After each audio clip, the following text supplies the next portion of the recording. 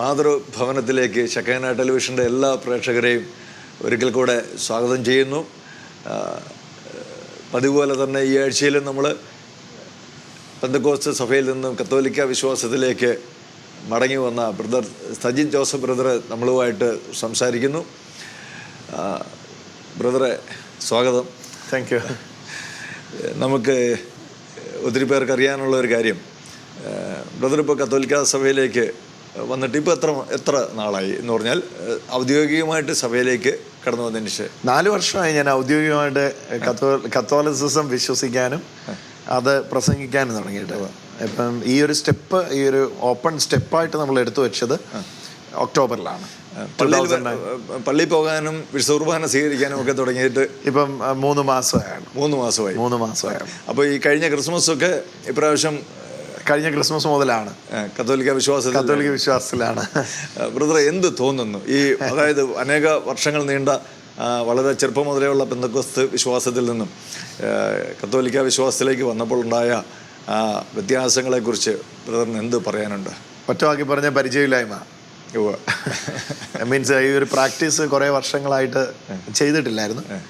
അപ്പം എല്ലാം ഒരു കൗതുകത്തോടെയാണ് ആദ്യം നോക്കിക്കാണുന്നത്. പിന്നെ ഇത് കാര്യങ്ങൾ മനസ്സിലാക്കിയെങ്കിലും എന്നെ ഏറ്റവും അതിശയിപ്പിച്ചത് ഈ വിശുദ്ധ കുർബാന കേന്ദ്രീകൃതമായ ഒരു ഭക്തി, അതുപോലെ തന്നെ പരിശുദ്ധ അമ്മയോട് ചേർന്നുള്ള ഒരു ഭക്തി, അത് രണ്ടും വളരെ നിസ്തുല്യമായ ഒരു സത്യമായി മനസ്സിലാക്കിയിരുന്നു. അപ്പം നേരത്തെ നമ്മളിങ്ങനെ കുർബാനകൾക്കൊക്കെ ചെറുപ്പത്തിൽ പോകുന്നുണ്ടെങ്കിൽ ഇത്രയും ഒരു അറ്റൻഡ് ചെയ്ത് അതിനെ ശ്രദ്ധിച്ചിരുന്നില്ല. ഇപ്പോൾ പോകുമ്പം ഓരോ ഞായറാഴ്ചയും അതിൻ്റെ തുടക്കം മുതൽ ഒടുക്കം വരെ ഇമ വെട്ടാതെ എന്ന് പറയുന്ന പോലെ വേണമെങ്കിൽ പറയാം, അതുപോലെ ഞാൻ ശ്രദ്ധിച്ചിരിക്കുകയാണ്. കാരണം ആ ചൊല്ലിലുള്ള ഓരോ കാര്യങ്ങളും ത്രിയേക ദൈവത്തിന് സ്തുതി കൊടുത്ത് ആരംഭിക്കുന്നു.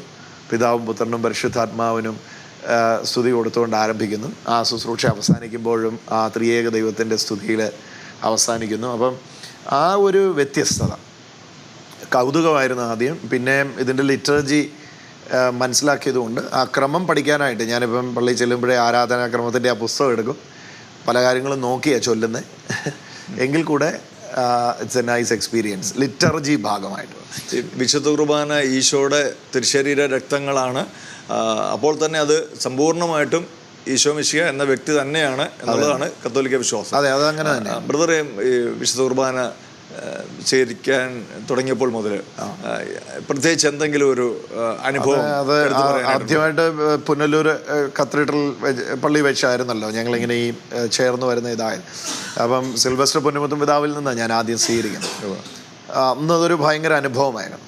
പിന്നെ ഇവിടെ ചങ്ങനാശ്ശേരി വന്നിട്ട് ചങ്ങനാശ്ശേരി പള്ളിയിൽ നിന്ന് സ്വീകരിക്കാൻ തുടങ്ങിയപ്പം അക്ഷരാർത്ഥത്തിൽ എനിക്ക് ആദ്യം ഉണ്ടായ അനുഭവം ഞാൻ പൊട്ടിക്കരയുകയായിരുന്നു. കാരണം അതൊരു കേവലം ബ്രെഡും ജ്യൂസും എന്ന ചിന്തയിൽ നിന്ന് ഇത് എന്നെ തിന്നുന്നവൻ എൻ മൂലം ജീവിക്കും, എൻ്റെ രക്തം കുടിക്കാതെയും എൻ്റെ ശരീരം ഭക്ഷിക്കാതെയും ഇരിക്കുന്നവനിൽ എൻ്റെ ജീവനില്ല, ഇത് ജീവനാണ്, സൗഖ്യമാണ്, ഈശോയുടെ തിരുശരീരമാണ് എന്ന തിരിച്ചറിവോടെ അതിലേക്ക് സ്വീകരിക്കാൻ തുടങ്ങിയപ്പോൾ തന്നെ ഒരു ഭയങ്കരമായ ഒരു അനുഭവമായിരുന്നു. അനുതാപത്തിൻ്റെയോ പാപമോചനത്തിൻ്റെയോ കർത്താവിൻ്റെ ശരീരവുമായിട്ട് ബന്ധപ്പെടുന്നതിൻ്റെ അതൊരു വാക്കുകൾ കൊണ്ട് വിശദീകരിക്കാൻ കഴിയുന്നില്ല. എനിക്ക് ഏറ്റവും അതിശയകരമായിട്ട് ഇപ്പം തോന്നുന്നത് ഈ കൂദാശ ജീവിതമാണ്. മറ്റേത് കുറച്ചൊരു വൈബ്രൻസി ഉണ്ട്, കുറച്ച് ഇളക്കപ്പരിപ്പുണ്ട്, കുറച്ച് ഇമോഷണലായിട്ടുള്ള മനുഷ്യൻ്റെ ഇമോഷണലായിട്ടുള്ള കുറേ തലങ്ങളിൽ ഉള്ള യാത്രകളുണ്ട്. ഇവിടെ കുറച്ചുകൂടെ നമുക്ക് ആ ഒരു കൂദാശ ജീവിതം, ആ കൗദാശിക ജീവിതം നമുക്ക് ആസ്വദിക്കാൻ കഴിയുന്നു. അത് കുമ്പസാരത്തിലായാലും കുമ്പസാരം, പാപമോചനം, അത് ഒരിക്കലും എനിക്ക് പ്രൊട്ടസ്റ്റൻ്റ് കാഴ്ചപ്പാടിൽ നിന്നുകൊണ്ട് വ്യാഖ്യാനിക്കാൻ കഴിയാത്തൊരു വാക്യമാണ്. ഉദ്ധിതനായ യേശു നിങ്ങൾക്ക് സമാധാനം എന്ന് പറഞ്ഞ് മുറിയിൽ പ്രത്യക്ഷപ്പെട്ട് അവരുടെ മേൽ ഊതി നിങ്ങൾ ആരുടെ പാപം മോചിക്കുന്നു അവ മോചിക്കപ്പെട്ടിരിക്കും. അതൊരിക്കലും അറിയാലോ, ബ്രദറിന് അറിയാലോ. ഒരിക്കലും അത് ഞാൻ നിന്നിരുന്ന വിശ്വാസത്തിൽ വെച്ചുകൊണ്ട് എനിക്ക് വിശദീകരിക്കാൻ കഴിയില്ല. കാരണം മനുഷ്യർക്ക് പാപമോചനം കൊടുക്കുവാൻ അധികാരമുണ്ട് എന്നുള്ള ഒരു വാക്യം, ആ ഒരു ചിന്ത പ്രൊട്ടസ്റ്റന്റ് സമൂഹത്തിലില്ല. ദൈവമാണ് പാപങ്ങളെ ഓഫ് കോഴ്സ് ദൈവമാണ് പാപങ്ങളെ ക്ഷമിക്കുന്നത്. പക്ഷേ ആ ദൈവം ആ പാപമോചനം മനുഷ്യർ വഴിയാണ് മനുഷ്യർക്ക് കൊടുക്കുന്നത്. അപ്പോൾ ആ കുമ്പസാര അനുഭവം പോലും ഒരു വിശിഷ്ടമായ ഒരു അനുഭവമായിരുന്നു. ഒരു വലിയ ഭാരം ഇറക്കി വെച്ച ഒരു പ്രതീതിയായിരുന്നു. ഈ ഒരു അനുഭവം എനിക്കും പണ്ട് എങ്ങനെയായിരുന്നു ബ്രദർ അത്? ഞാൻ ഒരു കുറേ കാലം ദൈവമില്ല എന്നുള്ള ഒരു വിശ്വാസത്തിൽ കുറേ കാലം ജീവിച്ചിരുന്നു. പിന്നീട് ദൈവാന്വേഷണം നടത്തി ശബരിമലയിലേക്കൊക്കെ പോയി. അത് എൻ്റെ ഒരു 23-ാമത്തെ വയസ്സിലായിരുന്നു. അതിനുശേഷം 25-ാമത്തെ വയസ്സിലാണ് പിന്നീട് ഞാൻ ആദ്യമായിട്ട് ഒരു നവീകരണ ധ്യാനം കൂടുന്നത്. അപ്പോൾ ഏതാണ്ടൊരു 10 വർഷത്തിന് ശേഷമായിരുന്നു ഞാനന്ന് ആദ്യമായിട്ടൊന്ന് കുമ്പസാരിച്ചത്. ആ കുമ്പസാരം എൻ്റെ ജീവിതത്തെ മുഴുവൻ മാറ്റിമറിച്ച ഒരു വലിയൊരു അനുഭവമായിരുന്നു. കാരണം ഞാൻ ചെയ്ത തെറ്റുകൾക്ക് ദൈവം എന്നെ ശിക്ഷിക്കുമോ എന്നൊരു ചോദ്യം ഞാൻ എന്നെ കുമ്പസാരിപ്പിച്ച പനച്ചിക്കലച്ചനോട് ചോദിക്കുകയുണ്ടായി. അപ്പം അച്ഛൻ എന്നെ ഇങ്ങനെ ചേർത്ത് നിർത്തിയിട്ട് പറഞ്ഞു, ദൈവം നിന്നെ ശിക്ഷിക്കുന്നില്ലെന്ന് മാത്രമല്ല, നിൻ്റെ തെറ്റുകൾ നിനക്കെതിരെ കണക്കെടുക പോലും ചെയ്യാതെ ഈശോയുടെ സ്നേഹം കൊണ്ട് നിന്നെ നിറച്ച് കർത്താവിൻ്റെ വിശുദ്ധരുടെ ഗണത്തിലേക്ക് നിന്നെ ചേർത്തിരിക്കുകയാണെന്ന് പറഞ്ഞു. അപ്പോൾ അതെനിക്കൊരു വല്ലാത്ത തിരിച്ചറിവ്. എൻ്റെ ശരിക്കും ഞാൻ ആ കുമ്പസാരം കഴിഞ്ഞ് ഇറങ്ങി പോരുമ്പോൾ എൻ്റെ ശരീരത്തിൽ നിന്നൊക്കെ എന്തോ ഭാരം ഇറങ്ങിപ്പോയതുപോലുള്ള ഒരു ഫീൽ ഉണ്ടായിരുന്നു. പല ആൾക്കാരും ഇന്ന് കുമ്പസാരത്തിന് വലിയ പ്രാധാന്യം കൊടുത്ത് ചെയ്യാറില്ല. പക്ഷേ സഭയ്ക്ക് ദൈവം കൊടുത്ത അധികാരത്തിൽ ഏറ്റവും പ്രധാനപ്പെട്ട ഒരു അധികാരം ആണ്, ശ്ലൈഹിക അധികാരത്തിൽ ഏറ്റവും പ്രധാനപ്പെട്ട ഒരു അധികാരമാണ് പാപമോചനത്തിനുള്ള അധികാരം. നിങ്ങൾ നിർത്തുന്നുവെങ്കിൽ അവ നിർത്തപ്പെടുമെന്നാണ് പറഞ്ഞേക്കുന്നത്. നിങ്ങൾ ആരുടെ പാപം കെട്ടുന്നു അവ കെട്ടപ്പെട്ടിരിക്കും. നിങ്ങൾ ആരുടെ പാപം നിർത്തുന്നോ, റെമിറ്റ് ചെയ്താൽ അത് കൗണ്ട് ചെയ്താൽ അത് കൗണ്ടഡ് ആവും, റെമിറ്റ് ചെയ്താൽ റെമിറ്റഡ് ആവും. അപ്പോൾ അത് ഒരു വലിയ, എനിക്ക് തന്നെ അതൊരു വലിയ റിലീഫായിരുന്നു. ഈവൻ ദോ ഇതിൻ്റെ തിയറി മനസ്സിലായിട്ടുണ്ട്, പക്ഷെ പ്രാക്ടിക്കലി പോയിട്ടില്ല. ഞാൻ കുമ്പസാരവും പാപമോചനവും എന്ന് പറയുന്ന വീഡിയോ അപ്ലോഡ് ചെയ്തിട്ട് എനിക്ക് 4 വർഷമെങ്കിലും ആയി വീഡിയോ അപ്ലോഡ് ചെയ്യും. പക്ഷെ ഞാൻ പ്രായോഗികമായിട്ട് ഇതൊക്കെ പറയുന്നെങ്കിൽ ഞാൻ എന്ത് ചെയ്തിട്ടില്ലായിരുന്നു, സ്വീകരിക്കുന്നില്ലായിരുന്നു എന്ന് വെച്ചാൽ ഞാൻ അങ്ങനെ ഒരു സ്റ്റെപ്പ് വെച്ച് മുമ്പോട്ട് വരാനായിട്ടുള്ള ഒരു ധൈര്യം വ്യക്തിപരമായി എനിക്കില്ലായിരുന്നു. ഞാനൊരു 4 വർഷത്തോളം ആ ഒരു ധൈര്യം പരിശുദ്ധാത്മാവിൽ നിന്ന് വരാൻ വേണ്ടി പ്രാർത്ഥിക്കുകയായിരുന്നു. അപ്പോൾ ആ ഒരു ധൈര്യം കർത്താവ് തന്നപ്പം ഈ അനുഭവത്തിലേക്ക് കടന്നു പോയപ്പോൾ എൻ്റെ ബ്രദറെ, ഞാനിങ്ങനെ പറഞ്ഞുകൊണ്ടിരുന്ന സമയത്ത് തന്നെ എൻ്റെ ഉള്ളിൽ നിന്നൊരു വലിയ വെയിറ്റ് ഇറങ്ങിപ്പോയി, ഒരു വലിയ ഭാരം ഇറങ്ങിപ്പോയി. നമ്മളിപ്പോൾ ഈ ലിസ്റ്റിൽപ്പെട്ട പാപങ്ങളുടെ ഒന്നും കാഠിന്യമൊന്നും അല്ല ഞാൻ പറയുന്നത്. നമ്മൾ തന്നെ അങ്ങ് റിലാക്സ്ഡ് ആകുന്ന, സ്വസ്ഥനാകുന്ന. ഇപ്പം തന്നെ അറിയാലോ നമ്മുടെ ഒരു കൾച്ചറിൽ ഒരാളോട് തുറന്നു പറയാനൊരു സമയം കിട്ടിയാൽ വലിയ കാര്യമെന്ന് ചിന്തിക്കുകയാണ്. പിന്നെ തുറന്നു പറയാൻ മടിക്കുന്നത് ഇങ്ങേര് പോയി ആരോടെങ്കിലും പറഞ്ഞാലോ എന്ന് ചിന്തിച്ചാണ്. അപ്പോൾ അതുകൊണ്ട് തന്നെ മനുഷ്യനെല്ലാം തങ്ങളിൽ തന്നെ ഫ്രസ്ട്രേറ്റഡ് ആണ്. ഉള്ളിൽ തന്നെ ഇതെല്ലാം ഇങ്ങനെ കടിച്ചമർത്തി രഹസ്യങ്ങളെല്ലാം ഉള്ളിൽ വെച്ച് ഒരു പ്രത്യേക അവസ്ഥയിൽ മനുഷ്യർ മാറുമ്പോൾ സഭ ഇങ്ങനെ ഒരു വലിയൊരു ഓപ്പർച്യൂണിറ്റി, അതും ഒരു പുരോഹിതൻ തൻ്റെ മരണ മുമ്പിൽ കണ്ടാൽ പോലും കുമ്പസാര രഹസ്യം പുറത്തു പറയരുത്. അങ്ങനെയുള്ള ഒത്തിരി സംഭവങ്ങൾ കത്തോലിക്ക സഭയുടെ ചരിത്രത്തിൽ ഞാനത് വായിച്ചിട്ടുണ്ട്. അനേക വൈദികര് രക്തസാക്ഷികളായി തീർന്നിട്ടുണ്ട്. അതെ. ഈ കുമ്പസാര രഹസ്യം പുറത്തുവിടാതിരുന്നതിൻ്റെ പേരിൽ. പറയാതെ ശരിക്കും പറഞ്ഞാൽ അതൊരു സഭയുടെ വളരെ അമൂല്യമായ കൗദാശിക ജീവിതം, അതിൻ്റെ ഒരു മാധുര്യം ഒന്ന് വേറെയാണ്. അതൊരു പക്ഷേ എനിക്ക് തോന്നുന്നു, എനിക്ക് ഇത്ര എക്സൈറ്റ്മെൻറ്റ് തോന്നുന്നത് ഈ വീട്ടിൽ നിന്ന് മാറി നിന്നിട്ട് തിരിച്ച് വീട്ടിലോട്ട് ചെല്ലുന്നതുകൊണ്ടായിരിക്കും. കാരണം അവിടെ നിൽക്കുമ്പം നമുക്കെല്ലാം ഉണ്ടായിരുന്നു, പക്ഷേ വൺസ് നഷ്ടപ്പെട്ടിട്ട് തിരിച്ച് വീട്ടിലേക്ക് ചെല്ലുമ്പം, ഇന്നിപ്പം അച്ഛൻ അവിടെ ചൊല്ലുന്ന ഓരോ കാര്യങ്ങളും എൻ്റെ മനസ്സിലൂടെ ഇങ്ങനെ കടന്നു പോകും. ഇതാണല്ലോ ഇന്നടത്ത് പറഞ്ഞിരിക്കുന്നത്. നിസ്സാരം ഇപ്പം സഭയിലേക്ക് വരുമ്പം സഭയുടെ ഒരു കലണ്ടർ ഉണ്ടല്ലോ, ഇപ്പം ആ എക്ലീഷ്യാസ്റ്റിക് കലണ്ടറുണ്ട്. ആ കലണ്ടറിൽ ഓരോ ദിവസവും സഭയ്ക്ക് ഓരോ തിരുനാളുകളും സംഭവങ്ങളും ആ ചരിത്രങ്ങളും ഉണ്ട്. ഞങ്ങളുടെ ഗ്രേസ് കമ്മ്യൂണിറ്റിയുടെ ചാപ്ലൈനായിരിക്കുന്ന ഫാദർ പ്രസാദ് തെരുവത്ത്, കർമ്മലീത്ത സന്യാസ സമൂഹത്തിലെ അച്ഛന് ഏറ്റവും ആദ്യം എന്നെ പഠിപ്പിച്ചത് ഇതാണ്, ഈ ചർച്ച് കലണ്ടറാണ്. ആ ഫുൾ കലണ്ടർ എനിക്ക് തന്നു. അപ്പോൾ എല്ലാ ദിവസവും രാവിലെ സജ്ജത്ത് ഇന്നത്തെ ദിവസം ഇന്ന സെയിൻറ്റിൻ്റെയാണ്. അപ്പം ഞാൻ പോയി അവരുടെ ജീവചരിത്രം, ഇപ്പം സെയിൻറ്റ് സെബാസ്റ്റ്യൻ, ഇപ്പം ആനിസ് എന്ന് പറയുന്ന സെയിൻറ്റിൻ്റെ, ഇനിയും വിശുദ്ധ പൗലോസ്ലീഹയുടെ മാനസാന്തരത്തിൻ്റെ ഞായറാഴ്ചകൾ. അപ്പം അങ്ങനെ ഓരോ ദിവസവും സഭ ഈ എക്ലിയാസ്റ്റിക്കൽ ഈ കലണ്ടർ ഫോളോ ചെയ്യുന്നു. ഇതൊക്കെ എനിക്കൊരു വലിയൊരു അതിശയം. കാരണം നമ്മളെ സംബന്ധിച്ചിടത്തോളം ഏതെങ്കിലും ഒരു വാക്ക് എടുത്തു, എന്തെങ്കിലുമൊക്കെ പ്രസംഗിച്ചു. ഞാൻ പലപ്പോഴും അങ്ങനെ ഒരു ഈ പെന്തക്കോസ്തുകാരുടെ ഒരു ആരോപണം, നമ്മൾ എല്ലാ വിശുദ്ധ കുർബാനയും ഒരേ കുർബാന തന്നെ ചൊല്ലിത്തീർക്കുന്നു. അപ്പോൾ അത് ആവർത്തന വിരസതയാണ്. അതിന് നമ്മുടെ ആത്മാവുമായിട്ട് യാതൊരു ബന്ധവുമില്ല. കാരണം നമ്മുടെ ഈ പ്രാർത്ഥനകളൊന്നും ആത്മാവിൽ നിന്ന് ഉയരുന്നതല്ല, ഇത് കാണാപ്പാടം പഠിച്ചു വെച്ചിരിക്കുന്ന പ്രാർത്ഥനയാണ്. അല്ല, ഈ ചെയ്ത കാര്യം തന്നെ വീണ്ടും ചെയ്യാൻ ആവർത്തിക്കാൻ കർത്താവല്ലേ പറഞ്ഞേ? ഇതെന്റെ ഓർമ്മയ്ക്കായി ചെയ്യുവീനെന്ന് ഇത് പറഞ്ഞത് കർത്താവ് തന്നെയല്ലേ ചെയ്തത്? ഒരു ആവർത്തനമാണല്ലോ. അത് കർത്താവ് പറഞ്ഞത് തന്നെ ഒരു ആവർത്തനമല്ലേ?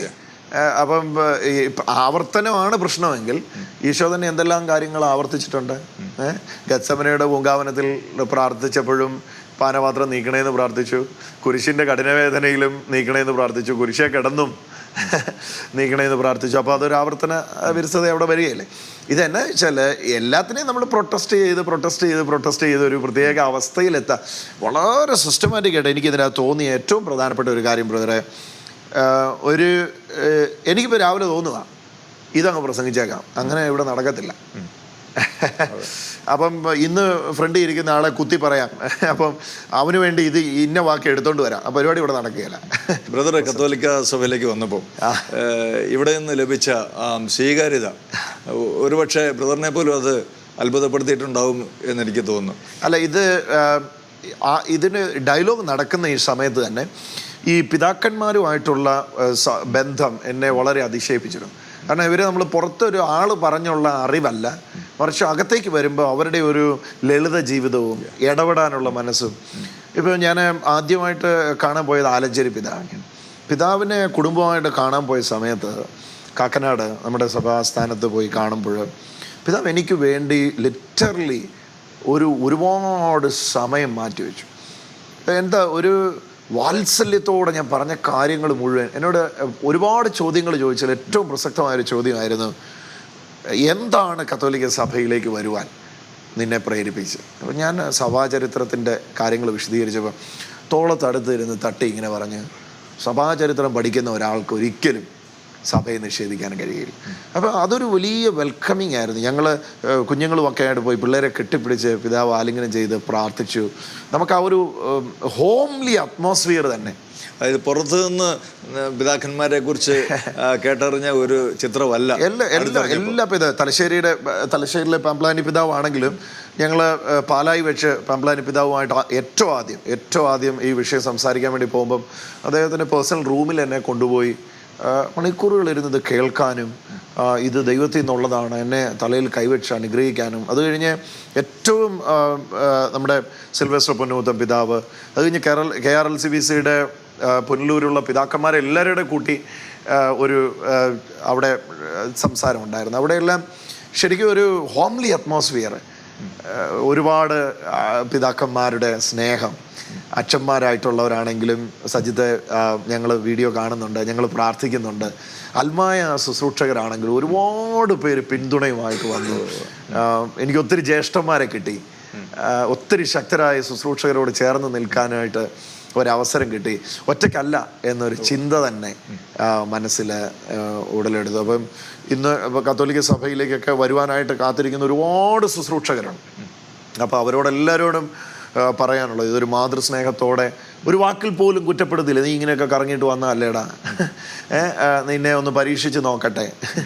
അപ്പം ഈ പിതാക്കന്മാരെല്ലാം പറഞ്ഞൊരു കാര്യം, ഇത് തിയോളജിക്കൽ കൺവിക്ഷനോടെയാണ് ബ്രദർ വന്നിരിക്കുന്നത്. അപ്പം അതിൻ്റെ അകത്ത് പിന്നെ ഒന്നും വേറെ കാര്യങ്ങൾ സംസാരിക്കാനില്ല. വളരെ സ്നേഹത്തിൻ്റെ ഒരു സൗഹൃദമാണ് ഉണ്ടായത്. അപ്പോൾ തന്നെ ഏതെങ്കിലും തരത്തിൽ ആരെങ്കിലും തെറ്റിദ്ധരിക്കുന്നുണ്ടെങ്കിൽ അവരോട് നമുക്കുള്ള മനോഭാവം സ്നേഹത്തിൻ്റേതും സൗഹാർദ്ദത്തിൻ്റേതുമാണ്.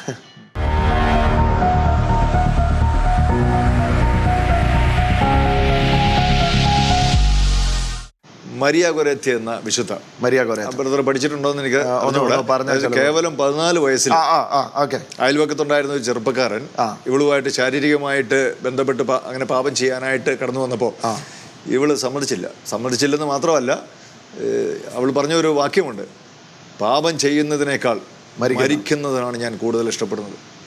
അങ്ങനെ മൽപ്പിടുത്തത്തിനൊടുവിൽ അയാൾ കത്തികൊണ്ട് കുത്തി മുറിവേൽപ്പിച്ച് ഇവള് മരണപ്പെടുക, ആശുപത്രിയിൽ വെച്ച് മരണപ്പെടുക. ആശുപത്രിയിൽ വെച്ച് ഇവക്ക് അവസാനമായിട്ട് കുമ്പസാരം കൊടുക്കാൻ, വിശുദ്ധ കുർബാന കൊടുക്കാനൊക്കെ ആയിട്ട് വൈദികൻ വന്നപ്പോൾ ഇവള് പറഞ്ഞൊരു വാക്യമുണ്ട്, ഞാൻ മരിച്ച് സ്വർഗത്തിലിരിക്കുമ്പോൾ എന്നെ കൊലപ്പെടുത്തിയ അലക്സാണ്ടറും കൂടെ അവിടെ കടന്നു വരണമെന്നുള്ളതാണ് എൻ്റെ ആഗ്രഹമാണ്. അത്രമാത്രം അവനോട് ക്ഷമിക്കാനും ഒക്കെ അവൾ തയ്യാറായി. അപ്പോൾ ഈ മരിയ ഗൊരെത്തിയുടെയൊക്കെ ജീവിത മാതൃക ഇന്ന് നമ്മുടെ കുഞ്ഞുങ്ങൾക്കൊക്കെ പറഞ്ഞു കൊടുത്തു, വളരെ ചെറുപ്പത്തിലെ പറഞ്ഞു കൊടുത്ത് നമ്മുടെ ശരീരം ദൈവത്തിൻ്റെ ആലയമാണെന്നും ഇത് വിശുദ്ധിയിൽ കാത്തു സൂക്ഷിക്കേണ്ടതാണെന്നും ഒക്കെ ഇന്നത്തെ പ്രത്യേകിച്ച് കൗമാരപ്രായത്തിലേക്ക് വരുന്ന കുഞ്ഞുങ്ങൾക്കൊക്കെ വളരെ മാതാക്കൾ പറഞ്ഞു കൊടുക്കാനായിട്ട് അതിനു വേണ്ടിയിട്ടൊക്കെയാണ് വാസ്തവത്തിൽ ഇതുപോലെയുള്ള വിശുദ്ധരുടെയൊക്കെ തിരുനാളുകളൊക്കെ. അവിടെ മാത്രമേ എന്തു വരുന്നുള്ളൂ, സഭയെ നമ്മൾ അറിയുന്നുള്ളൂ. അതെ, ഇത് നമ്മൾ 10 പേര് ഒരുമിച്ച് കൂടി ഇത് മാത്രമാണ് സഭ.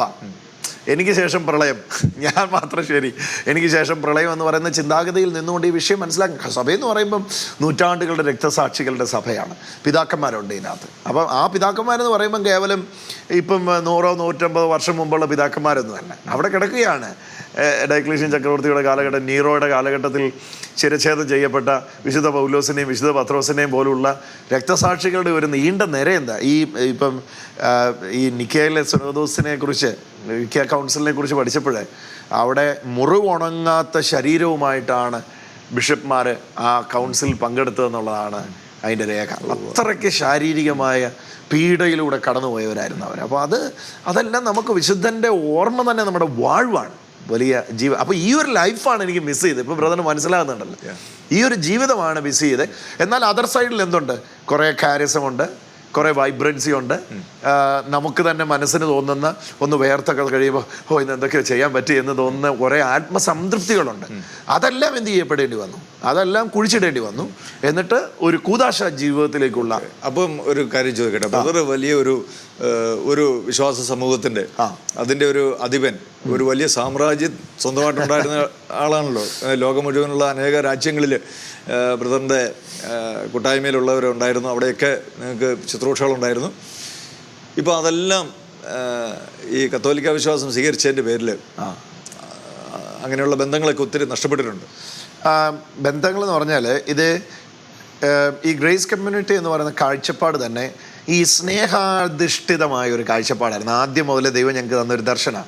ഉപദേശപരമായ ഐക്യത്തിലുപരി, വിശ്വാസപരമായ ഐക്യത്തിലുപരി വിശ്വാസത്തേക്കാൾ വലുത് സ്നേഹമാണ്. അപ്പം വിശ്വാസങ്ങളുടെ വൈവിധ്യങ്ങൾ അവിടെ നിൽക്കട്ടെ, നമുക്ക് സ്നേഹത്തിൽ ഒരുമിക്കാം എന്ന കാഴ്ചപ്പാടിലായിരുന്നു ഇത് ബിൽഡപ്പ് ചെയ്തത്. അപ്പോൾ അതുകൊണ്ട് നമുക്ക് കാര്യമായൊരു പരിക്ക് ഈ ഒരു ഡിസിഷൻ ഹേതുവായിട്ട് ഉണ്ടായിട്ടില്ല. അത് നമ്മളെ അറിയാവുന്നവർക്കറിയാം. എന്ന് പറഞ്ഞാൽ ഞങ്ങളുടെ ഒരു രാജ്യത്തെയും കോർഡിനേറ്ററോ ലീഡറോ ഒന്നും ഈ ഒരു ഡിസിഷൻ എടുത്തതിൻ്റെ പേരിൽ, കാരണം അവർക്കെല്ലാം ഇത് ഹാൻഡിൽ ചെയ്യാനുള്ള പക്വത വളരെ ഉണ്ടായിരുന്നു. മാത്രമല്ല ഞാൻ ഈ ഡിസിഷൻ എടുത്തുകൊണ്ട് ഗ്രേസ് കമ്മ്യൂണിറ്റി എന്ന് പറയുന്ന എക്യുമെനിക്കൽ മൂവ്മെൻറ്റിനോട് ചേർന്ന് നിൽക്കുന്നവരെല്ലാം സഭയിലേക്ക് വരണമെന്നുള്ള ഒരു പ്രബോധനം പോലും എന്ത് ചെയ്തിട്ടില്ല, ഇവിടെ കൊടുത്തിട്ടില്ല. നാനാസഭാ സമുദായത്തിലുള്ളവർ ഇതിനകത്തുണ്ട്. ഇപ്പം മർത്തോമക്കാരുണ്ട്, ഓർത്തഡോക്സുകാരുണ്ട്, CSIക്കാരുണ്ട്, പ്രൊട്ടസ്റ്റൻറ്റുകാരുണ്ട്. അപ്പോൾ ആ ഒരു എക്യുമെനിക്കൽ നേച്ചർ നിലനിർത്തണമെന്നാണ് ബിഷപ്പ് നമ്മൾക്ക് തന്ന ഇൻസ്ട്രക്ഷൻ. അപ്പോൾ ഈ സഭയോട് ചേർന്ന് ഈ ഗ്രേസ് കമ്മ്യൂണിറ്റി ഗ്ലോബൽ ഇനി മുൻപോട്ടുള്ള നിങ്ങളുടെ പ്രവർത്തനങ്ങളെ എങ്ങനെയാണ് നിങ്ങൾ പ്ലാൻ ചെയ്യുന്നത്? അത് ഈ പറഞ്ഞ നേച്ചർ തന്നെയാണ്. ഞാൻ പൂർണ്ണമായിട്ട് കത്തോലിക്ക വിശ്വാസമാണ് എംബ്രേസ് ചെയ്തിരിക്കുന്നത്. എൻ്റെ പ്രബോധനങ്ങൾ 2020 ഇനി അങ്ങോട്ടുള്ള മുമ്പോട്ടുള്ള കാലഘട്ടങ്ങളിലും സഭയ്ക്ക് വിരുദ്ധമായ ഒരു ചിന്ത പോലും ഈ അതിൻ്റെ അകത്ത് വരികയില്ല. കാരണം ഞാൻ ആ കത്തോലിക്ക മതബോധന ഗ്രന്ഥവും യുകാറ്റും പ്രസിദ്ധമായ എല്ലാ പുസ്തകങ്ങളും വളരെ ഡീറ്റെയിൽഡായിട്ട് പഠിച്ചിട്ടാണ് ഓരോ ഡോക്ട്രിനൽ ഭാഗങ്ങളും സംസാരിക്കുവാനായിട്ട് ശ്രമിക്കുന്നത്. മനുഷ്യനാണ്, നമുക്കെല്ലാവർക്കും എന്ത് ചെയ്യാം, തെറ്റുകൾ വരാം. അപ്പം അതിനാണ് ദൈവം നമുക്ക് മേളിൽ, പണ്ട് മേളിൽ ആരും ഇല്ലായിരുന്നു, ഇപ്പം മേളിൽ അധികാരികളുണ്ട്. പണ്ട് എന്തും പറയായിരുന്നു, ഇപ്പം എന്തും പറയാൻ പറ്റില്ല. പഴയ ആ ഒരു സ്വാതന്ത്ര്യം ഇപ്പോൾ കുറഞ്ഞു പോയതായിട്ട് തോന്നിയിട്ടുണ്ടോ? ഈ അടിമത്തത്തിനൊരു സുഖമുണ്ട്. എന്താ ആ സുഖം, എങ്ങനെ ഫീൽ ചെയ്യുന്നത്? അത് ഭയങ്കര ഒരു സുഖമാണ്. അവിടെ ഒരു അനാഥത്വം ഉണ്ടായിരുന്നു. ഇവിടെ അടിമത്തത്തിനകത്തൊരു പുത്രത്വം വർക്കൗട്ട് ചെയ്യുന്നുണ്ട്. അത് ശരിക്കും ബ്രദറെ, അത് കീഴ്പ്പെട്ടിരിക്കുന്നതിൻ്റെ ഒരു സുഖം അത് വേറെയാണ്. കാരണം നമ്മൾ നേതാവായിരിക്കുമ്പോൾ മുഴുവൻ റിസ്ക് നമ്മുടെ മേലെ, കീഴ്പ്പെട്ടിരിക്കുമ്പോൾ നമുക്ക് റിസ്ക് ഇല്ല, നമ്മുടെ മേളിലുള്ളവർക്കാണ് റിസ്ക്. അപ്പോൾ ഇപ്പം വളരെ ഭദ്രമായ ഒരു സോണിലാണെന്ന് ഞാൻ വ്യക്തിപരമായിട്ട് മനസ്സിലാക്കുന്നത്. കാരണം ഇപ്പം ഞാനൊരു മറുപടി പറയുന്നതിലുപരി എനിക്ക് വേണ്ടി സംസാരിക്കാൻ, അല്ലെങ്കിൽ എൻ്റെ കാര്യം പറയാൻ, അല്ലെ എന്നെ സ്നേഹിക്കാൻ, അങ്ങനെ പിന്താങ്ങാൻ ഒരു സഭ എന്ന് പറയുമ്പോൾ ഇത്രയും വലിയൊരു കെട്ടുറപ്പുള്ള ഒരു സഭ, അത് ഉണ്ട് എന്നുള്ള ഒരു ധൈര്യം, ആ ഒരു ഉറപ്പാണ് ഇതിനകത്ത്. സാമ്പത്തികമായ എന്തെങ്കിലും നഷ്ടങ്ങൾ ഇതിന്റെ പിന്നിലുണ്ടായിട്ടുണ്ടോ? അല്ല, അത് നമ്മൾ ഈ മിനിസ്ട്രിയിലൂടെ ഒരു സാമ്പത്തിക ലക്ഷ്യം ഉദ്ദേശിച്ചിരുന്നില്ല. അപ്പോൾ അതുകൊണ്ട് തന്നെ നമുക്കൊരു സാമ്പത്തിക, ബിനോയ് ബ്രദറിനെ പേഴ്സണലി അറിയാമല്ലോ, നമ്മളൊക്കെ അങ്ങനെ മിനിസ്ട്രിയിലൂടെ കിട്ടുന്ന ഒരു രൂപ കൊണ്ട് സാമ്പത്തികമായി കഴിയേണ്ട ഒരു പശ്ചാത്തലത്തിലുള്ള ഒരവസ്ഥയിലല്ല, അറിയാമല്ലോ. അതെ. അപ്പോൾ അതുകൊണ്ട് തന്നെ സാമ്പത്തിക നഷ്ടങ്ങൾ ഇതിനകത്ത് കാര്യമായിട്ടില്ല. പിന്നെ നമ്മൾ ചെയ്തു വന്നുകൊണ്ടിരുന്ന ടെലിവിഷൻ പ്രോഗ്രാമുകളെല്ലാം ഒരു പരിധി വരെ നിലച്ചു എന്ന് വേണമെങ്കിൽ പറയാം. കാരണം അത് ഒരുപാട് പേര് സ്പോൺസർ ചെയ്തുകൊണ്ടിരുന്നത്. അപ്പോൾ ആ ഒരു ഗ്രൂപ്പ് പിൻവാങ്ങി, അല്ലെങ്കിൽ അവരിങ്ങനെ നോക്കി നിൽക്കുന്നത് എങ്ങോട്ടാണ് പോകുന്നത്, എന്താ പോകുന്നത്. അപ്പോൾ അതുകൊണ്ട് ഫ്ലവേഴ്സ് ടി വിയിലൊക്കെയുള്ള ശുശ്രൂഷകൾ, കാരണം ഒരാഴ്ച തന്നെ ഏകദേശം 1 ലക്ഷത്തിലധികം രൂപ കണ്ടെത്തേണ്ടതായിരുന്നു. അപ്പോൾ ഞങ്ങളുടെ ബിസിനസ്സിലൂടെയൊക്കെ കണ്ടെത്തുന്നതിന് പരിമിതികളുണ്ട്. എന്നാൽ കുറേ സഹോദരങ്ങൾ അതിൻ്റെ അകത്ത് ബ്രദർ ഈ ആഴ്ച ഞങ്ങൾ ചെയ്യാം എന്നൊക്കെ പറഞ്ഞ് മുമ്പോട്ട് വരുന്നതുകൊണ്ടായിരുന്നു അതൊക്കെ നടന്നു വരുന്നത്. ഇപ്പം അങ്ങനെയുള്ള സൗഹൃദങ്ങളൊക്കെ കുറഞ്ഞു, പലതും നഷ്ടപ്പെട്ടു. അപ്പം അത് റൺ ചെയ്തുകൊണ്ട് പോകാനായിട്ട് കഴിയാത്തൊരു സ്ഥിതിയിലായി. അപ്പം അങ്ങനെയുള്ളത് പലതും നിർത്തി. അങ്ങനെ ഒരു നിർത്തി. അപ്പോൾ തന്നെ ദൈവം നമുക്ക് മറ്റു വാതിലുകൾ തുറക്കുന്നുണ്ടല്ലോ. ഇപ്പോൾ സഭയുടെ ചാനലുകൾ, ഇപ്പോൾ നമുക്ക് ഇപ്പോൾ ഷെക്കേന ടി വിയിൽ ബ്രദറിൻ്റെ തുടർമാനമായിട്ടുള്ള ശുശ്രൂഷകൾ ഇനി വരാൻ. അല്ല, ഇത് നമ്മുടെ കത്തോലിക്ക സഭയിലെ എല്ലാ ചാനലുകളും വളരെ, ബെന്നി പുന്നത്ര സാർ ഈ വിവരം അറിഞ്ഞപ്പോഴേ ഷാലോമിൻ്റെ ഡയറക്ടർ അച്ഛൻ അമേരിക്കയിൽ നിന്ന് തന്നെ എന്നെ ഞാനുമായിട്ട് സംസാരിച്ചു. അവരാണ് ആദ്യം ഈ ന്യൂസ് പബ്ലിഷ് ചെയ്യുന്നത്. അതൊന്നും അല്ല ഇതിൻ്റെ അകത്ത് അട്രാക്ഷൻ. ഇതിൻ്റെ അകത്തത് തിയോളജിക്കലാണ്, ദൈവശാസ്ത്രപരമാണ്. അടിത്തറയുള്ള, എവിടെയും നട്ടല്ലോടെ നിൽക്കാൻ പറ്റുന്ന, തൻ്റെ ഇടത്തോടെ നിൽക്കാൻ പറ്റുന്ന ഒരു ദൈവശാസ്ത്രത്തിൻ്റെ അടിത്തറ ഇല്ലാത്തതുകൊണ്ട് അതും മാത്രമാണ് എൻ്റെ അട്രാക്ഷൻ. ബ്രദറെ, ആശയപരമായ വ്യത്യാസങ്ങൾ സഭകൾ തമ്മിൽ ഉണ്ടെങ്കിലും, പ്രത്യേകിച്ച് പ്രൊട്ടസ്റ്റന്റ് സഭയും അപ്പസ്തോലിക സഭകളും തമ്മിൽ ഉപദേശങ്ങളിലൊക്കെ വ്യതിയാനങ്ങളുണ്ടെങ്കിലും, നമുക്ക് ക്രിസ്തുവിൻ്റെ സ്നേഹത്തിൽ ഒരുമിച്ച് ഒന്ന് കൈകോർത്ത് മുന്നോട്ട് പോകുന്ന ഒരുപാട് ഓപ്പർച്യൂണിറ്റി, ഒരു സാധ്യത കാണുന്നുണ്ടോ? 100% ഉണ്ട്. ഞാനിപ്പോൾ ഈ സ്റ്റെപ്പ് എടുത്ത ശേഷം തന്നെ ഞാൻ ഒരുപാട് ന്യൂ ജനറേഷൻ ട്രെൻഡിൽ നിൽക്കുന്ന ഒരുപാട് ന്യൂ ജനറേഷൻ, അല്ലെങ്കിൽ ഈ പഴയ പെന്തക്കോസ് എന്ന് പറയുന്ന ലീഡേഴ്സ്, അവർ പലരുമായിട്ട് എനിക്ക് വളരെ അടുത്ത സൗഹൃദം. ഞാൻ അവരുമായിട്ടൊക്കെ സംസാരിച്ച് കഴിഞ്ഞപ്പോൾ ഞാൻ ഈ കാത്തലിക് ചർച്ചിൻ്റെ എക്യുമെനിക്കൽ ഫേസ്, പ്രത്യേകിച്ച് 2ാം വത്തിക്കാൻ കൗൺസിലിനോട് ബന്ധപ്പെട്ടുള്ള കാത്തലിക് ചർച്ചിൻ്റെ ഇതര സഭകളോടുള്ള കമ്മ്യൂണിയൻ, ഇപ്പം നമ്മുടെ ഫ്രാൻസിസ് പാപ്പ തന്നെ, അദ്ദേഹത്തിൻ്റെ വളരെ അടുത്ത സ്നേഹിതരൊക്കെ പ്രൊട്ടസ്റ്റന്റ് പാസ്റ്റർമാരാണ്. അപ്പോൾ ആ ഒരു ecumenical phase of the 2nd Vatican council ഞാനത് പലർക്കും തുറന്ന് കാണിച്ചപ്പം ഒരുപാട് ന്യൂ ജനറേഷനിലിരിക്കുന്ന വലിയ ലീഡേഴ്സ്, 10,000-10,000 വിശ്വാസികൾ കീഴിലുള്ളവർ, ബ്രദറെ ഇങ്ങനെ ഒരു സംഭവം നമ്മൾ അറിഞ്ഞിരുന്നില്ല, അങ്ങനെയാണെങ്കിൽ ബിഷപ്പുമായിട്ട് സംസാരിക്കണമല്ലോ, അങ്ങനെ പറഞ്ഞ് മുമ്പോട്ട് വരികയും പല ആൾക്കാരുമായിട്ട് എൻ്റെ ബിഷപ്പ് സംസാരിക്കുകയും ഇപ്പോൾ പുറത്ത് അത് പബ്ലിഷ് ചെയ്യാറായിട്ടില്ലെങ്കിൽ കൂടെ പല കാര്യങ്ങളും ബിഹൈൻഡ് ദ കർട്ടൻ ഇത് ചെയ്യുന്നുണ്ട്, മുന്നോട്ട് വരുന്നുണ്ട്. അത് ചില കാര്യങ്ങളൊക്കെ പുറത്ത് ചിലപ്പോൾ വരുമ്പം ആൾക്കാരൊക്കെ ഞെട്ടും, അയ്യോ ഈ ലീഡറൊക്കെ വന്നോ എന്ന രീതിയിൽ. അത്രയ്ക്ക് പ്രമുഖരായിട്ടുള്ളവർ പോലും ഈ ഒരു വിശ്വാസ സത്യത്തിൻ്റെ, കാരണം അമേരിക്കയിലെ ഏറ്റവും പ്രസിദ്ധനായ ഒരു പാസ്റ്ററാണ് കഴിഞ്ഞ ദിവസം കത്തോലിക്ക വിശ്വാസം ഏറ്റു പറഞ്ഞത്. അദ്ദേഹം ചാൻ എന്ന് പറഞ്ഞൊരു ചൈനീസ് വംശജനാണെന്ന് തോന്നുന്നു, പേര് കേട്ടിട്ട്. അദ്ദേഹം കത്തോലിക്ക വിശ്വാസം ഏറ്റു പറഞ്ഞു. തിരുവോസ്തിയിലൂടെ സംഭവിക്കുന്ന ദിവ്യകാരുണ്യത്തിൻ്റെ അത്ഭുതത്തെ പറ്റി അദ്ദേഹം ഏറ്റു പറഞ്ഞു. ഇതൊരു ട്രെൻഡാണ്. ഇപ്പം നമ്മളിപ്പം സഭാ ചരിത്രത്തിൽ നോക്കിയാൽ തന്നെ, ഇപ്പം ഈ നമുക്കറിയാവുന്ന ഈ നമ്മുടെ കാലഘട്ടം നോക്കിയാൽ തന്നെ doctor Scott Hahn, Jimmy Aiken, ഒരു ഉൾഫെക്മാനൊക്കെ ആരായിരുന്നു? Swedish evangelist. അദ്ദേഹത്തിന്റെ കീഴിൽ 50,000 ലീഡേഴ്സ് ഉണ്ടായിരുന്നു. 50,000 leaders was under the Swedish evangelist Ulf Ekman. ഈ പ്രെയർ സെല്ല്, കെയർ സെല്ല് എന്നൊക്കെയുള്ള കൺസെപ്റ്റ് ഇപ്പം ന്യൂ ജനറേഷൻ സഭക്കാരൊക്കെ പറഞ്ഞു കൊടുക്കുന്നത് കോട്ടയത്തൊക്കെ വന്ന് പഠിപ്പിച്ചത് ഇദ്ദേഹമാണ്, ഉൾഫെക്മാൻ. അദ്ദേഹം കത്തോലിക്ക വിശ്വാസം സ്വീകരിച്ചു. അതുപോലെ തന്നെ ഹാൻ ആനോഗ്രാഫ് എന്ന് പറഞ്ഞ ആള് ഓർത്തഡോക്സി.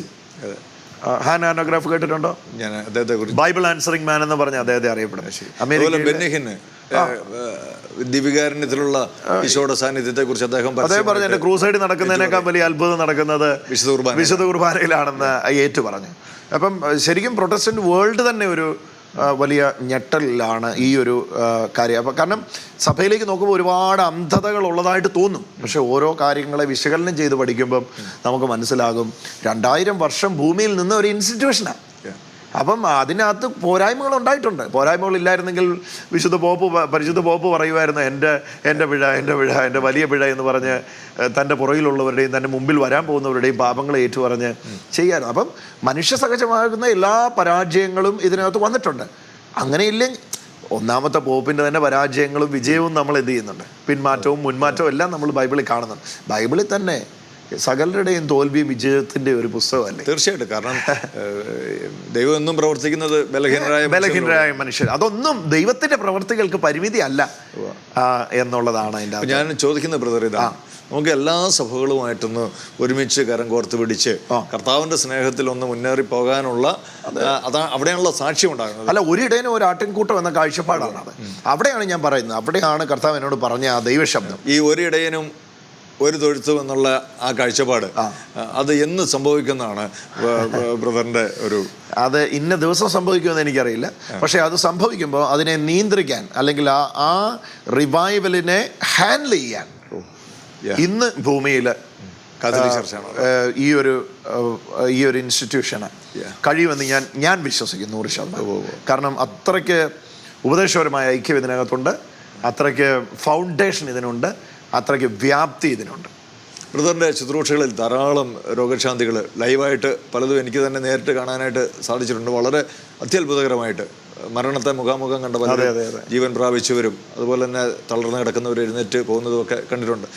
ബ്രദറെ, ഈ സമയം നമുക്ക് നമ്മുടെ പ്രേക്ഷകർക്ക് വേണ്ടി ബ്രദർ ഒന്ന് പ്രാർത്ഥിക്കണം. തീർച്ചയായും. കാരണം അനേകം രോഗികൾ, മനസ്സ് തകർന്നവർ, വലിയ ഭാരങ്ങളിലൂടെ കടന്നു പോകുന്നവർ ഒക്കെ ഉണ്ട്. നമുക്ക് അവർക്ക് വേണ്ടിയിട്ട് ഒരു നിമിഷം. ഇത് ബിനോയ് ബ്രോ പറഞ്ഞപ്പോഴാണ് ഞാൻ ഓർക്കുന്നത്, എനിക്ക് ഒരാൾക്ക് വേണ്ടി പ്രാർത്ഥിക്കാൻ ഭയങ്കര പേടിയുള്ള മനുഷ്യനായിരുന്നു. 4 പേര് കൂടുന്നിടത്ത് നിൽക്കാൻ എനിക്ക് ഉത്ഭയമായിരുന്നു. ആർക്കെങ്കിലും വേണ്ടി പോയി പ്രാർത്ഥിക്കാൻ എന്നോട് ആരെങ്കിലും നിർബന്ധിച്ച് പറഞ്ഞാൽ എനിക്ക് ഭയങ്കര പേടിയായിരുന്നു, അതിങ്ങോട്ട് തിരിച്ചു വരുമോ. എനിക്ക് എന്നിൽ തന്നെ ഒരു ധൈര്യമില്ലായിരുന്നു. പക്ഷേ ഈശോയുടെ കഷ്ടാനുഭവത്തെ തിരിച്ചറിഞ്ഞ ആ ദിവസം ഉണ്ടല്ലോ, ആ കുരിശിൽ മകനെ ഞാൻ നിനക്ക് വേണ്ടി സകലവും പൂർത്തിയാക്കിയിരിക്കുന്നു എന്ന ആ ഒരു വാക്ക് ഈശോ കൽപ്പിച്ച ആ ഒരു സമയം, ഞാനത് കേട്ട സമയത്തുണ്ടല്ലോ എന്നിലേക്കൊരു വലിയ ധൈര്യം വന്നു. ഈശോ കുരിശിൽ കഷ്ടം സഹിച്ചത്, പങ്കപാടുകൾ സഹിച്ചത് എൻ്റെ രോഗവും എൻ്റെ ശാപവും മാറാനാണല്ലോ എന്ന ചിന്തയിൽ നിന്നാണ് എന്നിലേക്ക് ആ ഒരു ധൈര്യം വന്നത്. ഇന്നും എന്നിലേക്ക് ഞാൻ നോക്കുമ്പോൾ വിനോയ് ബ്രദർ അറിയാം, എനിക്കൊന്നും ചെയ്യാൻ കഴിയാത്ത ഒരു മനുഷ്യനാണ്. പക്ഷേ കർത്താവ് ചെയ്യുന്നു അത്ഭുതം. നമുക്കൊരു നിമിഷം പ്രാർത്ഥിക്കാം. ബ്രദറിന്റെ ടെലിവിഷൻ ശുശ്രൂഷകളിലൂടെ അനേക രോഗികൾ സൗഖ്യപ്പെട്ട ആ ചരിത്രങ്ങൾ നമുക്കറിയാമല്ലോ. നമുക്കൊന്ന് ഒരു നിമിഷം ഒന്ന് പ്രാർത്ഥിക്കാം. ഹല്ലേലൂയ. കർത്താവേ, ഷെഖേന ടിവിയിലൂടെ പ്രത്യേകിച്ച് ഇന്റർനെറ്റ് എന്ന അനന്ത സാധ്യത മുൻനിർത്തി കർത്താവേ, ലോകമെമ്പാടും ഇന്ന് ഈ ശുശ്രൂഷ വീക്ഷിക്കുന്നവർക്ക് വേണ്ടി പ്രാർത്ഥിക്കുന്നു. എത്രയോ ലക്ഷക്കണക്കിന് ആൾക്കാർ ഈ ഭാഷയിൽ മാത്രമല്ല അനേക ഭാഷകളിലേക്ക് പോലും പരിഭാഷപ്പെടുത്തി ഇത് കേൾക്കുന്ന ഈ വേളയിൽ പരിശുദ്ധാത്മാവേ, ദിവ്യ ചൈതന്യത്തിൻ്റെ കുളിർമ ഓരോ കുടുംബങ്ങളിലേക്കും പകരുവാനായിട്ട് ഈ സമയത്ത് ഞങ്ങൾ ഒരുമിച്ച് പ്രാർത്ഥിക്കുന്നു. വിശേഷാൽ രോഗികളായിരിക്കുന്ന മക്കളാണ് ഈ സമയത്ത് TV സ്ക്രീനിൻ്റെ മുമ്പിലിരിക്കുമ്പോൾ, നിങ്ങളുടെ ഡിവൈസിന് മുമ്പിലിരിക്കുമ്പോൾ നിങ്ങളുടെ രോഗമുള്ള ഇടത്തേക്ക് കൈകൾ വെക്കുക. ഞാനും ബിനോയ് ബ്രദറോട് ചേർന്ന് പ്രാർത്ഥിക്കുമ്പോൾ ഇവിടുന്ന് ഒരു അഭിഷേകം അങ്ങോട്ട് പുറപ്പെടട്ടെ. ഹല്ലേലൂയ.